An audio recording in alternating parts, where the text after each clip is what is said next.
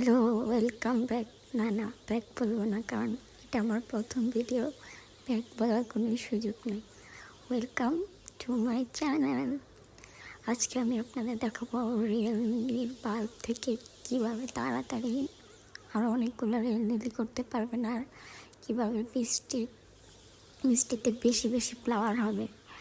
তো আমি 1 বছর আগে মাত্র একটা রিয়েলমি টপটাতে লাগিয়েছিলাম। এখন দেখেন ছোট ছোট কতগুলো বাচ্চা হয়েছে। এখন এগুলোকে রিপোর্ট করতে হবে, কারণ নাহলে এই বর্ষায় ফুল আসবে না। তো আমি এগুলোকে সুন্দর করে রিপোর্ট করে নিচ্ছি, সবগুলোকে আলাদা আলাদা করে নিয়েছি। আমার তো মনে হইতেছে একটা থেকে কয়েকশোটা হয়ে গেছে আমার রেলনিলি। এগুলো হচ্ছে পিঙ্ক কালার রেলনিলি, একদম ওই যে কমন, এগুলো মানে সব জায়গায় পাওয়া যায়। আর এটা হচ্ছে অন্য আরেকটা কালার, বাট এগুলো আমি লাগানোর পরে এখনো অবধি ফুল আসে না। মানে 1 বছর হয়ে গেছে, ফুল আসে না, এখনো ফুল আসে না। এখন দেখি পুরাটা শিকড়ে ভর্তি হয়ে গেছে। এখন এগুলোকে আমি রিপোর্ট করব, এরপরে আপনাদের শেষে দেখাবো যে মানে ফুল কেমন আসছে। আমি আপনাদের ওয়েট করাবো না, একই ভিডিওতে রিপোর্টও দেখাবো, ফুল ধরাও দেখাবো। এটা হচ্ছে আরেকটা কালার, এটা মনে হয় কমলা কালারটা।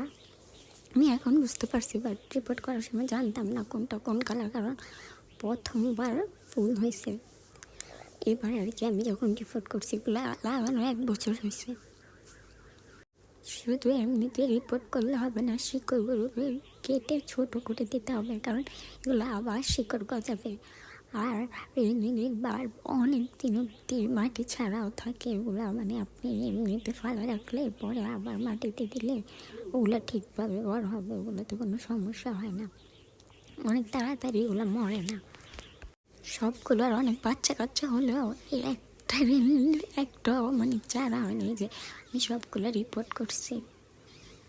এই তো এটাতে ফুল হয়েছিল, এবার বৃষ্টির পরে রিপোর্ট করার পরে ফুল হয়েছিল। কিন্তু কি বড় এটা আমি রিপোর্ট করি নাই, এটাতে মানে অল্প কয়েকটা চারা হয়েছে, বাট এটাতে ফুল হইতেছে। এটা রিপোর্ট ছাড়াই, কারণ এটা মনে হয় শিকড় মানে এটার পাত্রটা অনেক বড়, ওগুলো অনেক ছোটো পাত্রতে দেওয়াতে শিকড় মানে ইয়ে হয়েছে। এই তো সেই কমলা কালারের নীলি, এটা সেই কমলা কালারের নীলিটা আমি যে বলছিলাম রিপোর্ট করার সময়।